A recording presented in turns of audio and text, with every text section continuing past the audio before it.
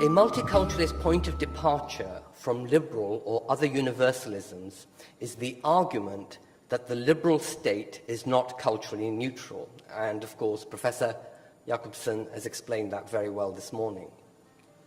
All states support a certain language or languages, a religious calendar in respect of national holidays, the teaching of religion or religions in schools, and or the funding of faith schools, certain arts, sports and leisure activities, and so on. If so, that means the majority culture already has recognition of some sort. This is what is meant by saying the liberal state is not neutral. For multiculturalism, it is a matter of extending this valued condition to minorities. Multiculturalism puts a special value on identity and so is consistent with the idea that liberal democratic states may promote a national culture within liberal limits and respecting other group identities. And this would be of benefit to the society or polity as a whole.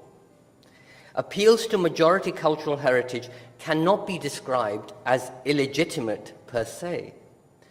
The multiculturalist point is that the predominance that the cultural majority enjoys in the shaping of the national culture, symbols and institutions should not be exercised in a non-minority accommodating way. Liberal constraints on nationalism may be enough to ensure non-discrimination and non-coercive assimilation. But multiculturalism goes beyond that to emphasize respect for post-immigration, ethno-racial, ethno-cultural, and ethno-religious group identities. This respect is a constraint on the kind of national cultural identity building that may be pursued, but, more positively, it is an opportunity for critically reforming a national identity, but without displacing the narrative of the majority within the national identity. Minorities may wish to contest dominant narratives which exclude them or fail to respect them and their contribution, but they do not compete with the majority in a zero-sum game. The process should be seen as a kind of egalitarian levelling up, not a form of dispossession. The accommodation of minorities should not be seen as a drag on the national identity, but as a positive resource, not as diluting the national culture, but vivifying and enriching it.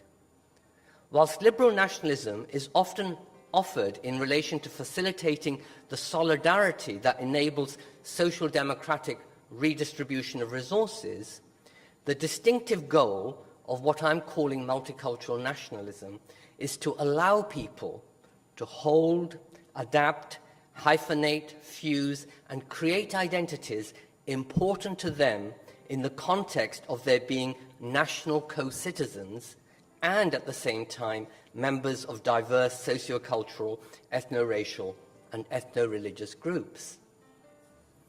In some ways, this brings multiculturalism closer to Quebecan interculturalism, and we had some reference to Quebec earlier. But the crucial distinction between what I'm arguing and what I've referred to as the dominant Quebecan intellectual point of view, the crucial distinction is that while multiculturalism recognizes the legitimacy of the recognition of majority culture, it denies that the majority have the right to deny the accommodation of minorities simply because it runs counter to majority culture or majority preferences and does not breach any liberal democratic rights.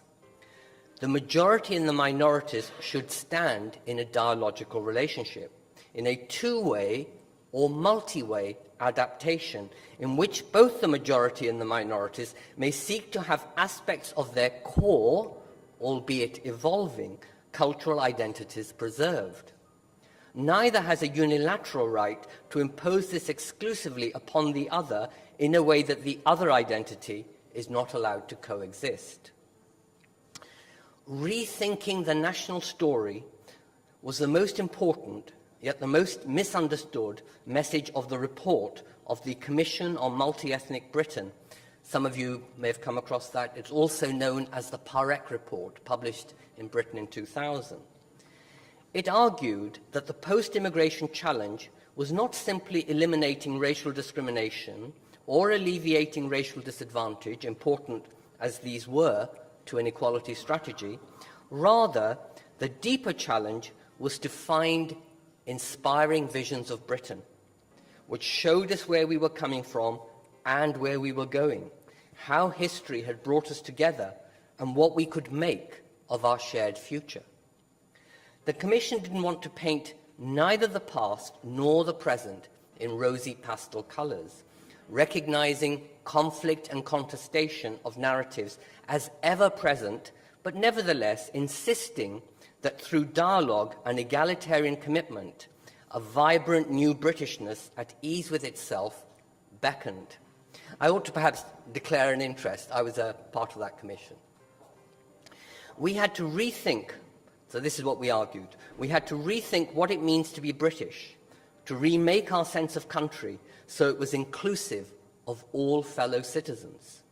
No one should be rejected as culturally alien and not sufficiently British because of their ethnicity or religion, but rather we had to reimagine Britain so that, for example, Muslims could see that Islam was part of Britain, and equally importantly, so that non-Muslims, especially the secularists and the Christians, could see Muslims were part of the new evolving Britishness. In relation to this understanding of multiculturalism, perhaps this Commission's report is the most fulsome public policy document in Europe, and the first new Labour government, so that's the years 1997 to 2001, the most multiculturalist government that Europe has seen so far. So that period might be regarded as the multiculturalist hour. It was partly displaced by the idea of community cohesion and post-9/11 agendas, but the idea that an emphasis on citizenship or Britishness is a substitute for multiculturalism is quite misleading. Indeed, it is often overlooked that the theorists of multiculturalism have regarded citizenship as a foundational concept. So they derive multiculturalism from the concept of citizenship. So multiculturalism can't be said to be undermining the concept of citizenship. And explicitly developed multiculturalism as a mode of integration, albeit, of course, a difference respecting integration, not assimilation or individualistic integration. Moreover, they have tended to emphasize, this is the multiculturalist theorists, they've tended to emphasize not just minority identities per se, but the inclusion of minority identities in the national identity. This is also how the Canadian and Australian governments have understood multiculturalism and continue to do so. Sometimes the idea is given up. It's not just a linear thing, but it's largely present in those governmental policy developments. If we look at what multiculturalists have argued, as opposed to the caricatures presented by their critics, this actually has been the dominant interpretation in Britain too. Let me illustrate what I mean by majority-minority relations within multicultural nationalism by means of two examples. The first example is that of the Church of England, which clearly is an institutionalized feature of England's and Britain's historical identity. This is reflected in symbolic and substantive aspects of the Constitution. For example, 26 Anglican bishops sit by virtue of that status in the upper house of the UK legislature, the House of Lords. It is the Archbishop of Canterbury that presides over the installation of a new head of state, namely the coronation of the monarch. I do not see the presence of a state church such as the established Church of England as contrary to political secularism, as long as it does not impinge upon political authority, is consistent with liberal democratic constitutionalism, and contributes to the advancement of the public good, which, in the context of religious diversity, includes the promotion of multiculturalism. Given the rapidity of changes that are affecting British national identity and the way in which religion, sometimes in a divisive way, is making a political reappearance, I think it would be wise not to discard lightly this historic aspect of British identity, which continues to be of importance to many, even when few attend Church of England services and when the Church may perhaps have been overtaken by Catholicism as the largest organised religion in the country. Yet in my advocacy of a multiculturalised Britain, I would like to see the Church of England share these constitutional privileges, which perhaps should be extended, with other faiths. However, multiculturalism here does not mean crude parity. My expectation is that even in the context of an explicit, what we might call multi-faithism, the Church of England would enjoy a rightful precedence in the religious representation in the House of Lords and in the coronation of the monarch. And this would not just be a crude majoritarianism, but be based on its historical contribution. To this must be added the multiculturalist condition. So this is the extra. To this must be added the multiculturalist condition, namely the Church's potential to play a leading role in the evolution of a multiculturalist national identity, state and society. Both the historical and the multiculturalist contributions to national identity have a presumptive quality, and usually they qualify each other, yet where they're complementary, the case for establishment is enhanced, and most of all, where there is simultaneously a process of inclusion of non-Anglican faith communities and humanists. My second example is about religion in non-denominational state schools, what's sometimes referred to as the common school, though that's a phrase we don't use in Britain, but anyway, the US and elsewhere they call it the common school. I think multiculturalist moderate secularism should support a compulsory religious education, what we sometimes call RE, religious education, in which children of all faiths and none are taught about a variety of faith traditions and their past and current effects upon individuals and societies, upon the shaping of humanity, and taught to classes comprising those of all religions and those of none. Such classes should certainly include the contribution of humanism, as well as the atheistic critique of religion, and can be combined with ethics. The main issue in relation to majority precedence is in relation to religious instruction, not religious education, but religious instruction, or RI. That is to say, the induction into a specific faith. Broadly speaking, there are two majoritarian possibilities. We have a society where there's a majority of religion, and that alone is allowed as RI, and minorities might be exempted from those classes, but no alternative religious instruction is provided. Or secondly, the majority view is that there should be no RI in state schools, as in the United States or in France, except France also has state-funded religious schools. Is it fair to impose either of these policies on minorities that do want RI? That is an appropriate subject for national dialogue. But if after that certain minorities want RI as well as RE, then a truly national system, certainly a multicultural system, must make an effort to accommodate minority RI. In my understanding, then, under both majoritarian possibilities, the minorities should have their religions instructed or worshipped within the national system. On the other hand, minorities do not have the right to stop the majority from including the instruction of their religion. We should not, for example, ask schools to cease Christian RI or worship or celebrating Christmas because of the presence of Muslims or Hindus. Rather, we should extend the celebrations to include, for example, Eid and Diwali. Such separate classes and faith-specific worship needs to be balanced with an approach that brings all the children together and into dialogue. Indeed, without that, it would be potentially divisive of the school and of society. But where that is in place, voluntary pursuit of one's own faith or philosophical tradition completes the multiculturalist approach to the place of religion in schools. Learning together about different faiths, including what they have in common, and separately being instructed in or inducted into one's faith community heritage as a normal school occurrence and not something excluded from the school community, are then two mutually balancing aspects of multiculturalism.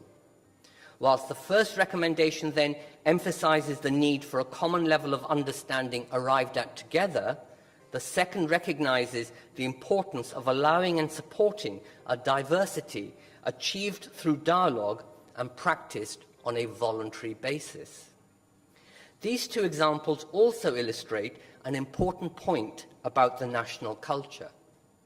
The general liberal and civic nationalist approach is to say that diversity requires a thinning of the national culture, so that minorities may feel included and do not feel that a thick majoritarian culture is imposed on them.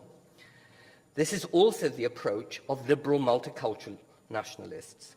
Will Kimlicka, already referred to this morning, argues that, I quote, "Liberal states exhibit a much thinner conception of national identity in order to make it possible for people from different ethno-cultural backgrounds to become full and equal members of the nation. Insofar as liberal nation-building involves diffusing a common national culture throughout the territory of the state, it is a very thin form of culture." End of quote. Yet my two examples above are not a thinning of the national culture or of religion in state schools. They are a pluralistic thickening. The multiculturalism in my examples adds to the national culture by not disestablishing the national church, but bringing other faiths into relationship with it, by not taking religion out of schools, but ensuring that commonality and diversity are both accommodated. In general, a multicultural society requires more state action to not just respect the diversity, but to bring it together in a common sense of national belonging, and that in many instances means adding to a sense of national culture, not hollowing it out. This usually, as the Commissioner referred to, recognised, requires us to think differently about the country, and so may require an appropriate public narrative about the kind of country we are. So my very short conclusion is, given that majoritarian nationalism seems to be the dominant politics in so many parts of the world today, in Russia, China, India, Israel, many Muslim majority countries, as well as the USA and across Europe, and that classical liberalism, also known as cultural neutral civic integrationist individualism, is one of the casualties, multicultural nationalism is a suitable progressive alternative. It unites the concerns of some of those currently sympathetic to majoritarian nationalism and those who are pro-diversity and minority accommodationist, in the way that liberal nationalism, with its emphasis on individualism and majoritarianism, nor cosmopolitanism, with its disavowal of national belonging and championing of global open borders, does not. It therefore represents, multicultural nationalism therefore represents the political idea and tendency most likely to offer a feasible alternative rallying point to monocultural nationalism.